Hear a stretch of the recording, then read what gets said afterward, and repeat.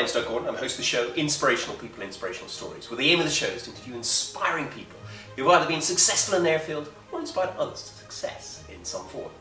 Today's guest is Derek Mahon. Derek is one of the only Irish nationals to have ever done the 7 summits of the world, including Everest. And I will say, this is while still keeping down a corporate job.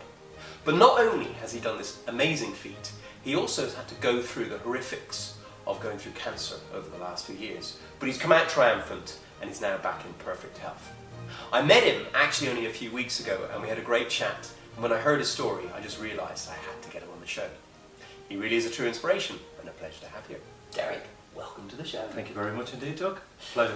My pleasure. When I heard your story, it was just phenomenal. And I was just blown away by not only having done the 7 summits of the world, which I know other people I've interviewed have done that as well, but they don't have a corporate job like you, working for a big bank.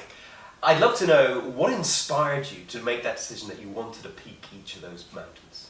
It was really by default, really more than anything else, because as I say, when I climbed Mount Everest in Russia, and I came home, and I was just so motivated and so inspired, and loved the real touch of nature and danger and adventure and new people. I know my wife sensed it as well, and when the following, about 2 months after that, I went and climbed on Mont Blanc. So the plan was, with my climbing buddy at the time, that we would go to Cho Oyu in the Himalayas, the 6th highest mountain in the world, and that was 2013. That got cancelled, and then he said to me, let's go to Everest. And went, did Everest, came back, all fingers and toes, thankfully all intact. And to be honest, I was so taken with the whole experience and the adventure, and nearly brushing off mortality, that I wanted to do it again. I wanted to climb, I wanted to, there was like a burning desire to achieve more from it.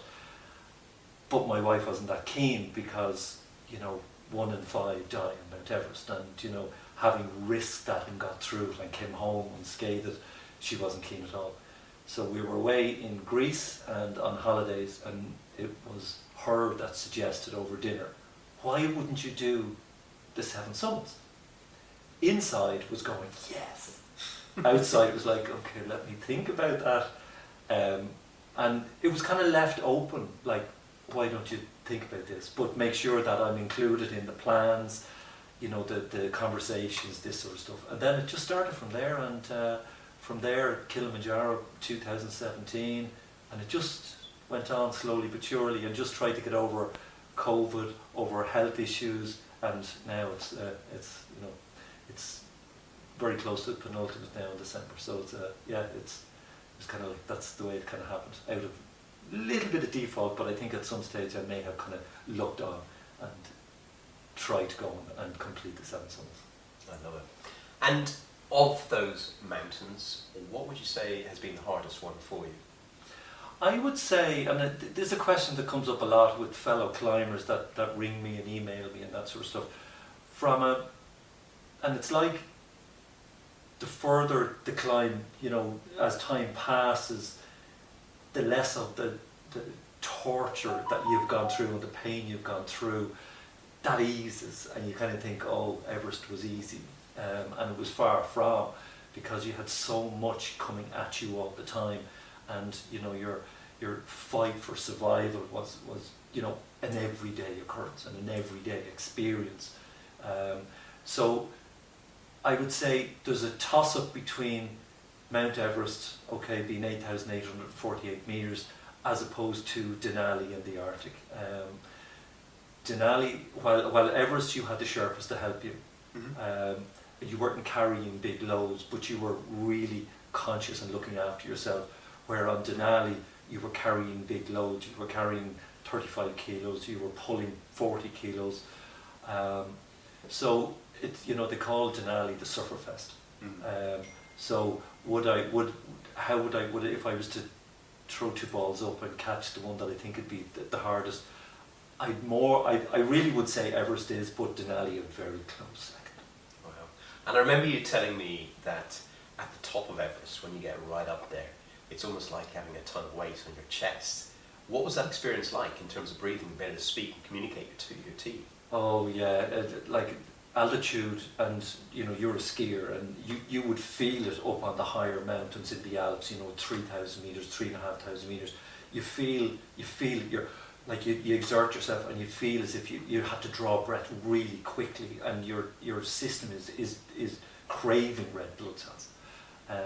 And you know, I describe it as that if you were to lie on the ground and someone was to sit on your chest with their hand on your mouth lightly, and you try and breathe that and try and expand your chest, that's what altitude is like. It's tough. It's tough, but it's you get through it, and you I wouldn't say you get used to it.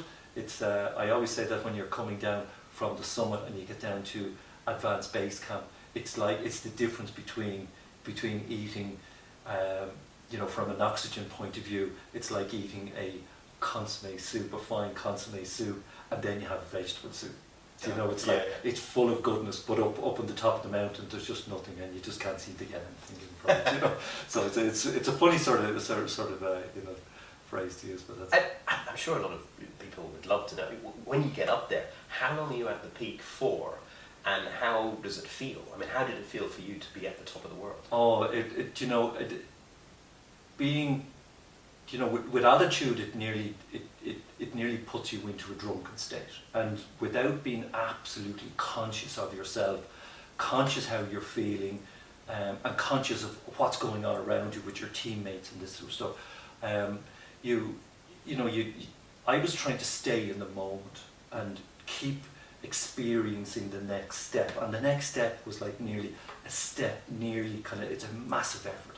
So when you're on the summit ridge and you can see the summit, and you can see people on the summit, and you hear the whoops and the hollers and this sort of stuff, it really enthuses you to keep pushing. And once you get on that safety line, up onto the summit, up on the ridge and up onto the summit, it's just unbelievable. Like you stand there, and because I was so in touch, I was actually able to appreciate it a lot more. You will ask a lot of other people and they go, I don't remember that much about it because I was so concerned about myself. But there is a lot going on, because you have about 15 to 20 minutes, and you know, you're minus 40, possibly minus 50, cold, with wind chill. So you've about 15 or 20 minutes, and that's what you need to do for yourself, is stand there and have a look around. And the realization of being the tallest man on the tallest mountain in the world just hits you, and you go, wow, and you look up, and as I say in my presentations, the next step is heaven. Do you know? And as I, you just, like, what you do is you get your photographs taken, and you know, you stand there and you shoot with your Sherpa on your own, and then you sit down and you try and take it all in, but your heartbeat is flying, and you know, there's so much happening in that 15 or 20 minutes that it feels like it's only 5. So you have to kind of get yourself together, sit down, relax, and then go, okay, next thing to happen here, I have to eat. And you have to take out something that's not frozen solid. You have to take out your flask with some warm drinks, get that down, and then it's like, okay. And for me, the climb only begun then. And you know, it's, you know, as we were talking last week, the climb only begins then, because all the effort has been taken to get yourself to the summit, but now it's let's get home in one piece. And 80% of the accidents happen on the way down. So the concentration levels have to be turned on. You have to be so conscious of making the right moves with the team, and you know, you have to be very conscious of what's going on behind you, because if you're on the safety line and someone falls, you have to have the wherewithal to either clip off as quickly as you can, not to be dragged down with them. So you have to be constantly listening, but it's difficult in a way because you have your mask on. If there's shouts, it's very muffled, but that's where you have to really stay very, very alert. And it's difficult because you're nearly punch drunk with the altitude as well, but you really have to be. I found that to be involved with all of the meetings, I knew exactly what we were doing on each and every day. So that's how I kind of stayed in that sort of moment and was very conscious of what was going on. Love it. And the other thing you said to me was, when you're at the top of the mountain, when you're eating, you have to take your gloves off, and you need to be very careful not to lose them in the wind or anything like that, because otherwise you won't have a hand when you get back down. It's and you know, to experience that cold, like if you for the first time, us as Irish and English people, you go into the sun, say down the continent, and you know when your skin kind of crawls with the direct sunshine and the heat, the cold is different. It just grabs you, and you know, without you knowing it, your hands are getting frozen. Do you know? So you know the expression of lose a glove, you lose a hand, and you will always have 2 or 3 spares in your bag because the wind is blowing, and while you're trying to hold everything together, and you'll have your clips of your gloves on, and if you don't, your glove is gone, and someone can't go, I get it for you, because if they walk 10 feet away from you, how much energy have they expended? Yeah. Do you know what I mean? So you have to look after yourself. It's like if you're not able to look after yourself, you're on the wrong mountain. Right. Do you know? And that is really it. So to make a decision to get a camera out, change a lens or something, that has to be well thought out and well practiced. So it's like glove off, into your pocket, and keep your hand, and then open up your zip, take out, change the lens, put the bag, zip it back up. That's the stuff. It's not going to blow away or fall out. And then you have to get the glove, put the glove on, turn on the camera, and then away. So that could be 2 or 3 minutes out of your 15 minutes or 20 minutes, alongside your photographs, your own conscious time of taking it in, and then trying to eat as well. So it's a tough thing to keep it all together. So, but the cold can hit you like that, and you could be one of those 5. And certainly I wasn't going to be, that's for sure. Wow. Having skied all over the world and skied up at very high altitudes, and I know what it's like trying to just take that glove off, even just to wipe your nose or something like that, because I can imagine exactly what it's like up there. It's so difficult that when your hand gets cold, to get that hand warm again. Yeah. Do you know? And like I know that when we were on our way up and we were stopped, for line breaks, or there was ladders on the first, second, and third step on the way up on the north side. You were waiting. And as you waited, you just feel your core temperature going down, and your muscles then start shaking because they shake to develop some heat. And you feel the tops of your fingers tingling and your toes tingling, and that's the onset of frost nip or frostbite.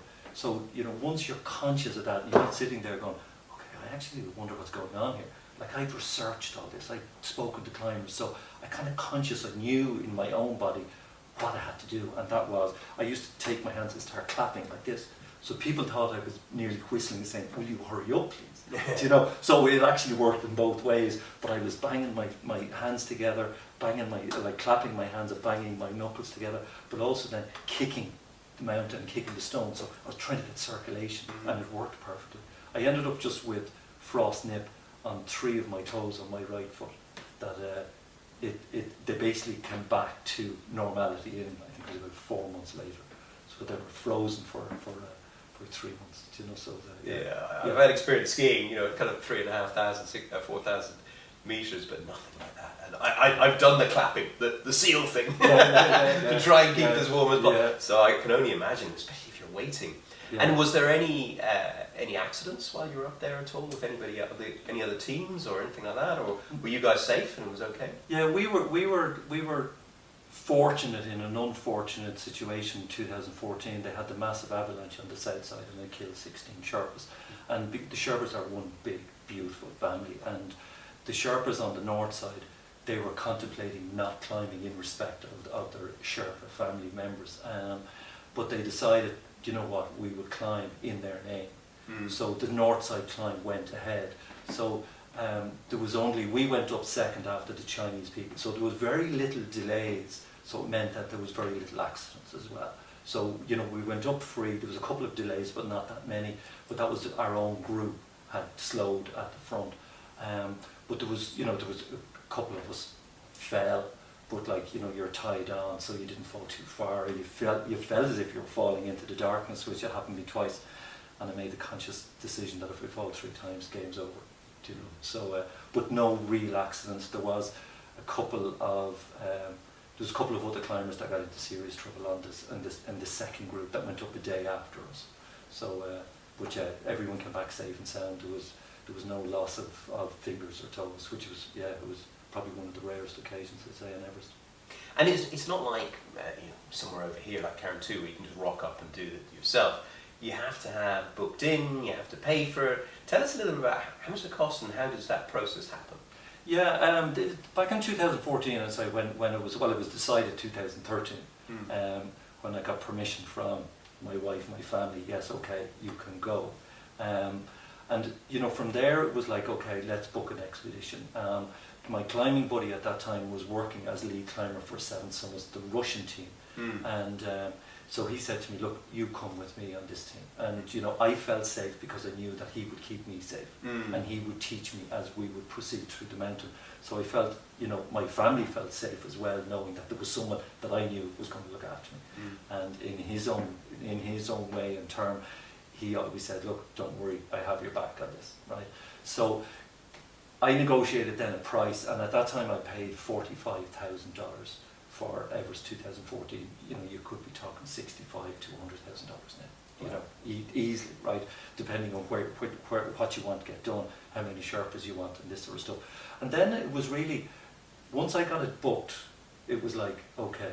So, and it was to build. I always plan, as Stephen Covey says, plan with the end in mind. So I kind of put myself on the summit and went, how do I get all those steps down? What's required? What are the people I need to help me? What do I need to do? And then I split them all into sections, and then they all just pyramided up to the summit. And then I just went through them all, and I tick boxed as I went through. So it was like a pyramid plan that I had set for myself. So training was just phenomenal. Like I was training 5 times a week, double sessions, and it was bike, it was running, it was swimming, it was weights. So, and it really, what I wanted was it was one chance. I thought I was going to get at Everest, and it really was one chance. And I was just hoping Mother Nature would comply also, which he did hugely. But I wanted to get onto the starting line, onto that my first leg of my journey to Nepal and to Everest, knowing that I was fully ready, and I had absolutely no doubt, and there was no negative doubts. And I get asked the question, did you ever doubt yourself? And I was going, absolutely not, because I was there. One thing in mind was going for the summit, but every day was just that extra step. Every footstep was a step nearer the summit. So I had no doubt I was going to make it. I had no doubt that I had that, physically I could do it, because mentally I was attuned to make the summit. And so, bar Mother Nature was not going to allow that. I was, with the will of all the gods around as well, I was going to make it. So yeah, thankfully I did, touching wood.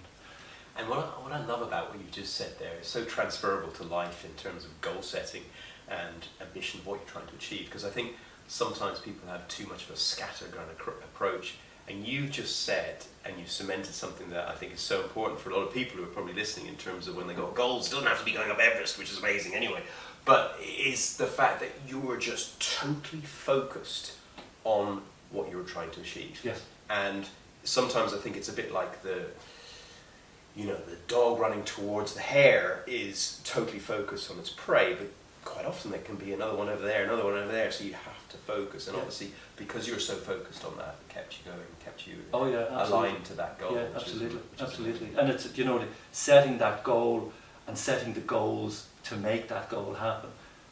My wife would even say that, I get obsessive, but this was one chance. This was going to be, to a degree at that time, pinnacle of my mountaineering career. And to be a first timer and to make it, is relatively unknown. And there's climbers that have tried 3, 4, 5 times to make Everest, and I rock up and make summit. There's no hard and fast rules about it. Do you know what I mean? But I was giving myself every chance to make it. And I live. That's the way I kind of live as well. So that was your first time ever at Everest. Yeah. And there was what was the highest mountain you'd done before that? Mont Blanc. Wow, yeah. Which is about 4,500. Yeah, it's a little over, and do you know what I mean? Like, base camp on Everest is 5.3. So wow. So I get the base camp when I'm at the highest altitude I was. Do you know what I mean? Amazing. It's like, you get scoffed at, being to a degree, extremely amateur. Do you know, like, you know, you shouldn't really be here because you haven't climbed above 8,000 meters, which is a little bit different now. The Nepalese tourism board prefer, you know, to have an 8,000 meter on your CV before you attempt Everest. You know, obviously trying to reduce the amount of fatalities.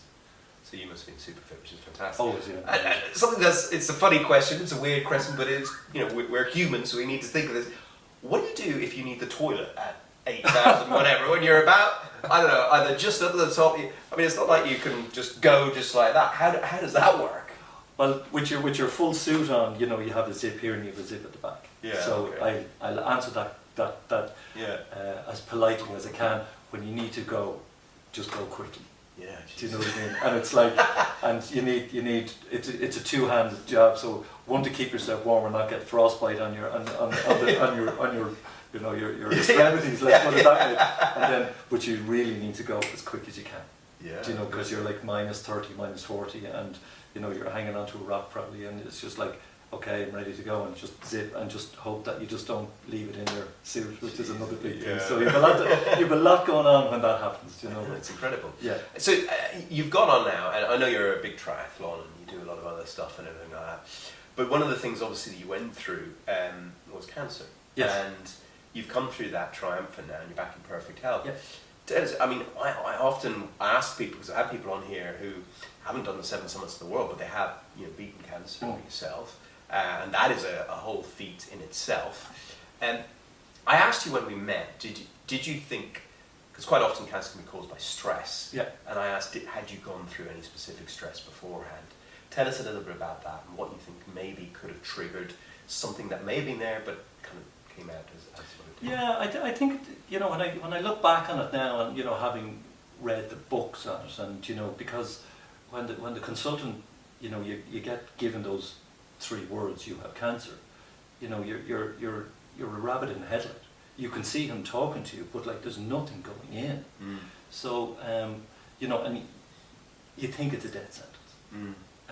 And you know, technology has moved on.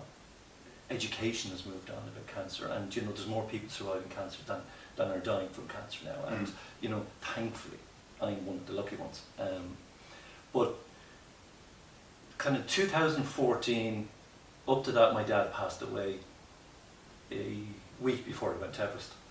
And I kind of think that may, you know what I mean, and you had Everest underneath that, or over that, and then when I come home I had to, you know, I got made redundant from my treasury role, and it was, you know, a combination of getting through, you know, getting over my dad's passing, then getting over the Everest thing, and trying to, you know, like my weight had got hugely down. So trying to build that back up again, then mentally getting around losing my job, which wasn't part of the life plan. Do you know? And you know, I never looked on the redundancy as being my fault.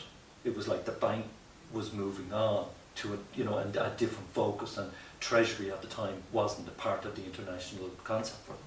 So you know, I didn't go through that as a lot of people do. I didn't go through that sort of thing. But then I took another job in financial planning, and that was started in 2015.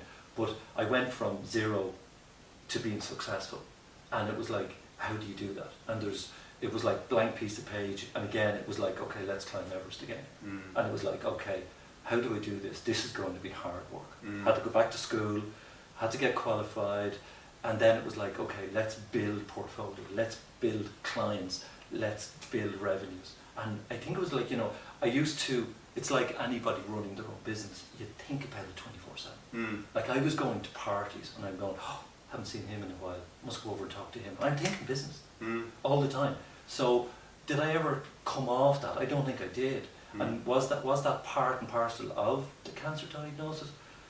I think God only knows that somehow. Do you know? But I know it's a tributary to it, but do you know, when I questioned the consultant when he says, okay, you have cancer, and he just went deadpan, and I was like, hold on a second.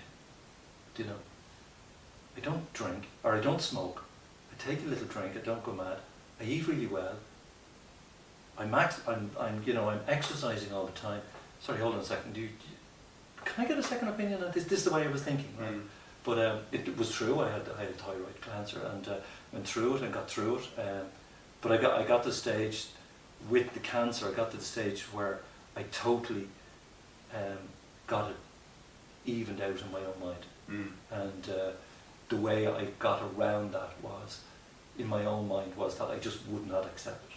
Yeah. And I felt that if I accepted it into my life, that it was going to take me. And I just went, no. And you know, we all had these little things that we do to, you know, deflect away from either responsibility or concern about our lives. But you know, that was one thing that I just went, no. And when I went in for my operations and my treatments, the psychologist came in and was asking me about it. And I said this to him. He says, are you okay? Do you want to talk about this? And I said, no, not really. He says, you seem very calm about it. And I said, to be honest, I explained exactly as I explained to you. I got to the stage where I'm not accepting it. And to me, that was the block towards it. And we're going to get rid of it. I'm going to fight. I'm going to go the other side. There's too much living to do. Yeah. Do you know what I mean? And that got me the other side. And you know, as that song goes, I remember walking one evening and the sun and the stars were up between the trees, and I remember just saying to myself, and after hearing the song about 2 weeks before, you know, heaven can wait, I'm only looking at the stars, and that really got me through.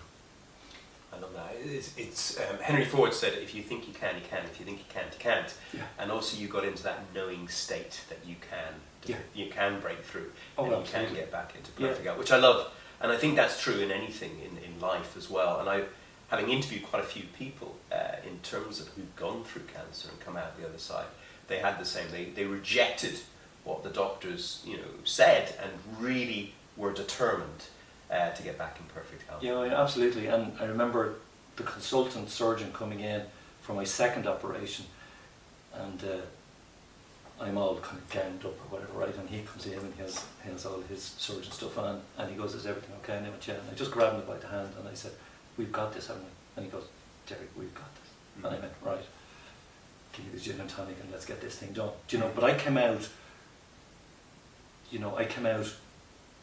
in absolute confidence and trust that the consultant had this. And you know, you obviously have to trust someone, because look, you and me couldn't just, you know, open something up and take it all out. These guys are brilliant people. But I had every confidence, and when he said to me, he says, "Derek, don't you worry, we've got this." And I went, yes, this is the right man to have on my side. Do you know, positive people work with positive people, don't they? Absolutely. And so that was great. Yeah. So I'm the other side of it now, and clear. Perfect. Yeah. And how do you manage, in terms of doing all this mountaineering, all this triathlons, everything that you've done in the past, how do you manage the holiday time with the corporations that you work for and still be able to do all this? Yeah, it was difficult, and it running, you know, having a personal life and a professional life, you know. So I kind of, I'd say, training for all the mountains. What I try and do is train early in the morning, and then, you know, 6 o'clock to 7 o'clock I'm training, and it doesn't disrupt family life. 7 o'clock, you know, shower, eat, go to work. Then I'm in work. Do you know? When I come home then, and Michelle, my wife, would say, "Okay, we're going to have dinner at 7 o'clock." And I go, "Great, okay, I'm home at 5, I'll go and do another session." And, you know, when I was training for Everest, you know, the boys were doing homework, this sort of stuff, so I was able to fit that second session in without disrupting that. During the weekends, you know, people had to go, had to go places. I had to be the daddy taxi, so to speak. But if I had to go somewhere and stay for an hour, I'd bring my runners and I'd go for a run. So I manufactured it around and planned it around what the plan was for the weekend. So it didn't disrupt them. And on my professional life, you know, if I couldn't do something in the evening at kind of lunch hour, I tear out at 12:30 or 12, go for like a 5k run, come back, quick shower, and you're sitting at desk ready to trade again. So I worked around, but I still got all of my training done. And you know, Sundays were rest day, and so then that was like family day, because we were all home at that stage. I have 3 boys, so we were all home, and we'd go out for the day. You know, so we were walking, or we were on the beach, or we were swimming, or whatever. So again, your time of activity, right? Do you know what I mean? So yeah, that's how I kind of managed it.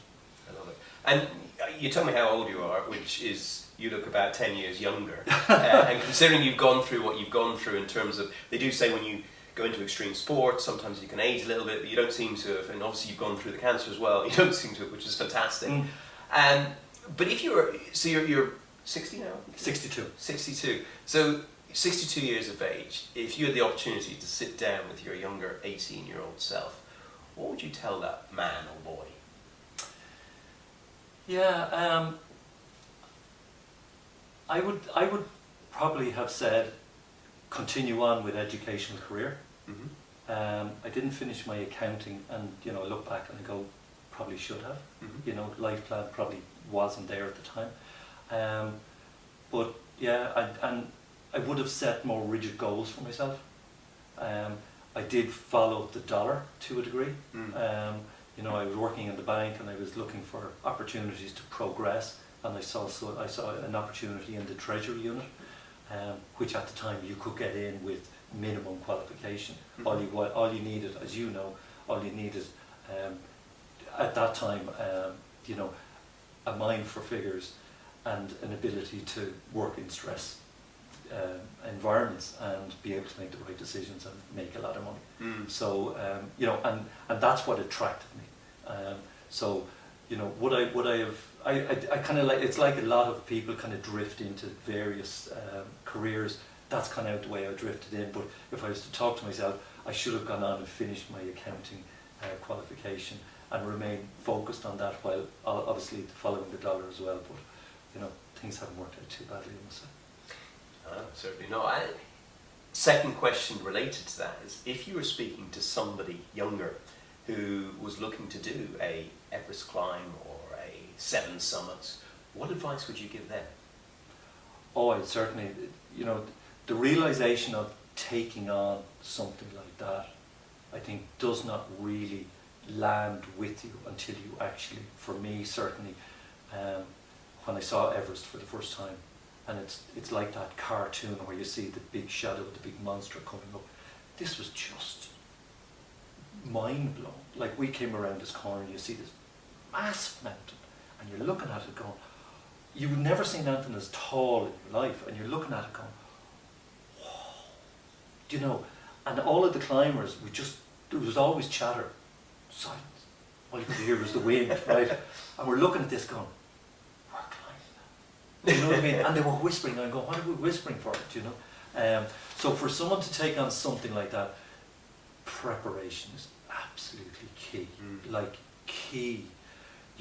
Understanding what you're taking on is just beyond.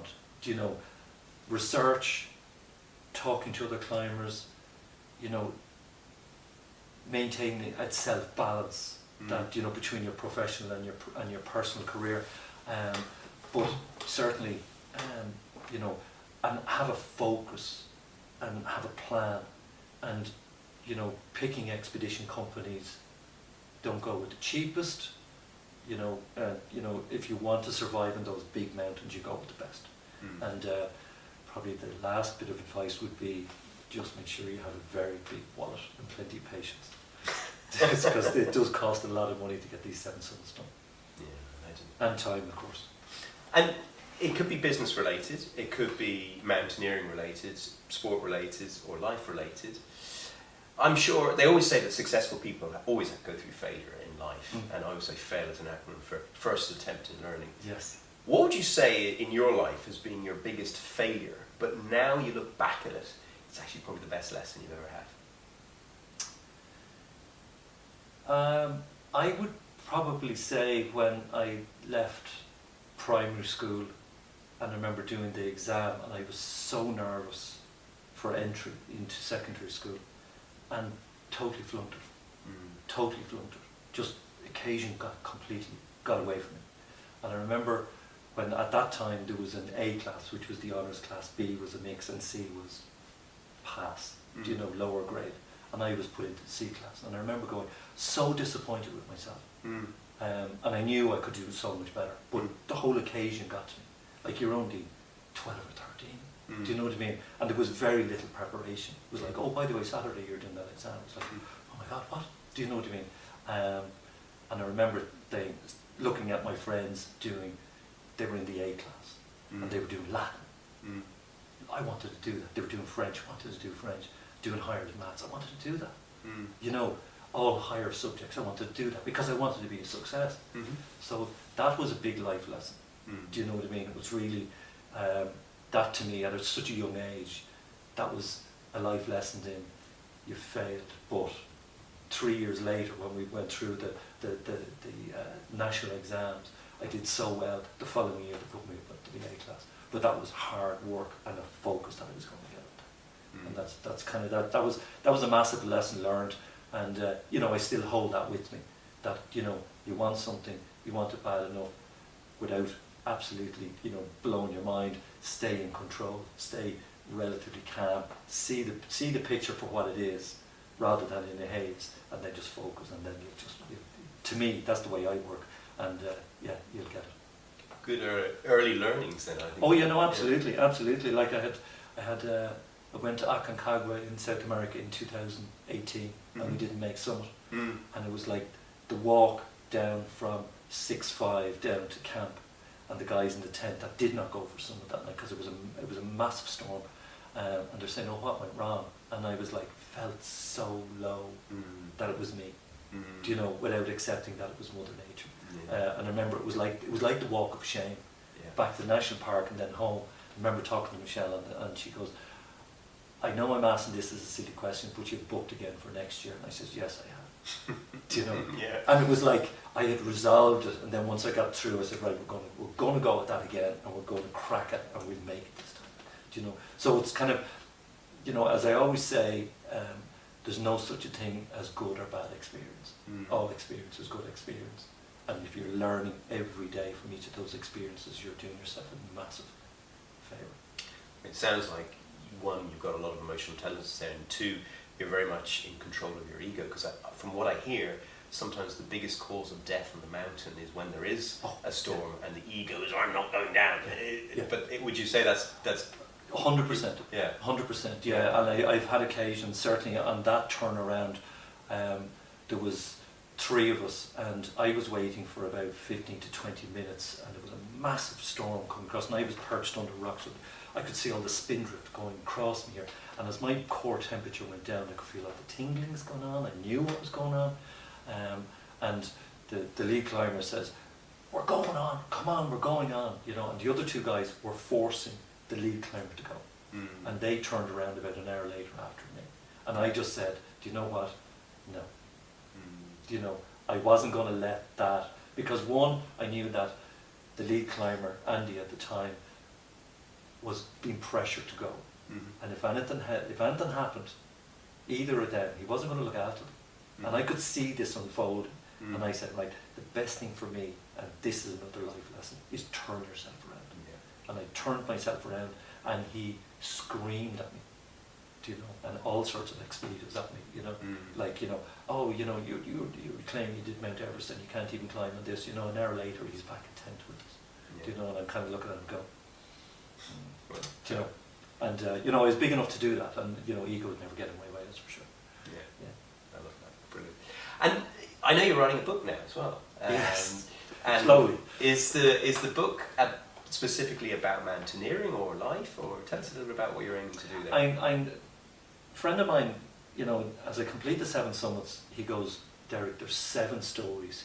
And the presentations that I give on Mount Everest, you know, can be themed, you know, and you know, it's business and it's personal, and you know, that he wants me to write 7 books. Now, you know, when I climbed on Mount Kosciuszko, and you know, as I said to you last week, when we got back down to the car park, I felt it was so easy that I needed to justify by running back up to the summit and going back down again. You know, I don't think that's going to involve a book, that's for sure. Do you know, that's more an essay or a small blog.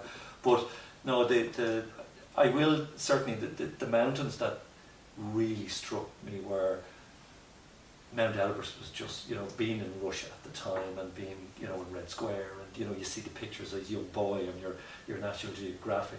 That was massive experiences, and to share all that. Mount Everest, yeah, in Russia was great, you know, massive storm and loads of stories on that. Denali was just sufferfest, but yet, you know, you could let your mind run away and you would turn around and not complete it. But I had turned negative thoughts into positive thoughts all day, every day on Denali in the Arctic, and then Aconcagua times 2. That was massive learning, so yeah, so I think there'll be probably, on the face of it, probably 5 books, I would say, but stories of, me personally, from day I decided to go to the day I come home, and that's the way. I will tell it my way, and it'll be my story, and look, there'll be a lot of personal stuff in it as well. So you know what I mean. There'll be people that will be able to, will associate with the feelings, the lows and the highs, and this sort of stuff as well. And as you say, the failures also, and it's a failure to try more than it says. But yeah, so it's I think it'll be slowly written, because I've about 25,000 or 30,000 words with Mount Everest, and I'm just above intermediate base camp, and there's another, there's so much more, and as I think it's you said to me, have you got it scribbled down? I says, no, it's all up here. Yeah. And that needs to be let out.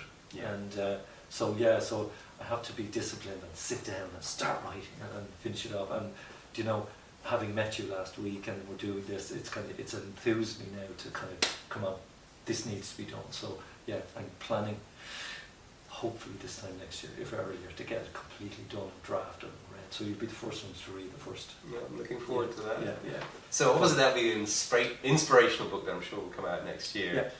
In terms of books, I know you're into personal development and everything like that. What would you say has been your favourite ever personal development book that you've ever read? I think one of the first ones that really struck me was David Goggins. Oh, brilliant! Yeah. You Can't Hurt Me. Yes. Yeah. That resonated a lot with me.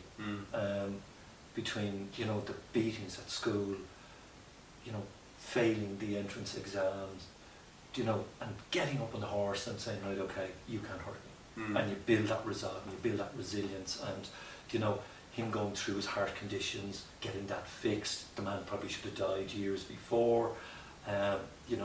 Me getting my cancer, and working on and being bigger and better and best every day.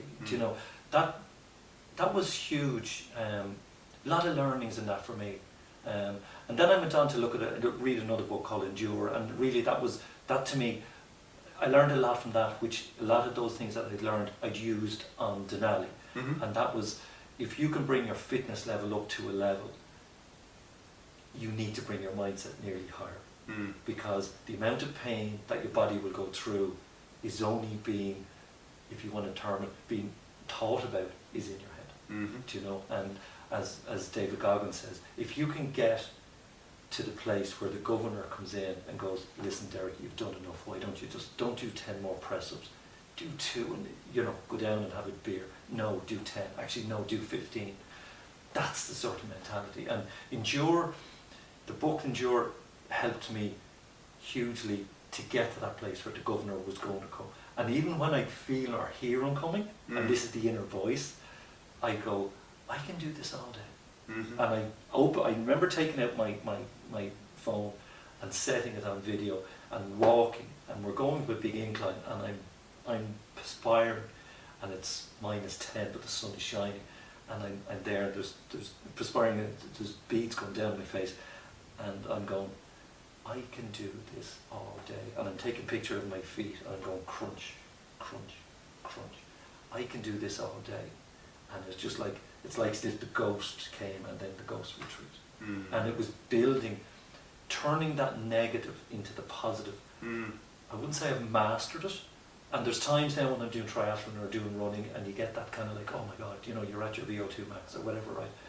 That's the governor as well coming in. That little voice that will stop you. And that's the negatives coming in. And as you know, you're using more energy with negative energy than you are with positive. So I'm going, okay, I'm actually going to harness that.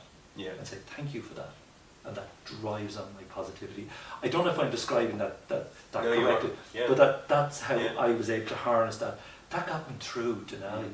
And certainly there was one occasion where we were going up this very steep slope, quite a dangerous slope, and there was like thousands of meters underneath this small little narrow pathway. And I remember looking, and we were heading, and my back was breaking with this 35 kilos.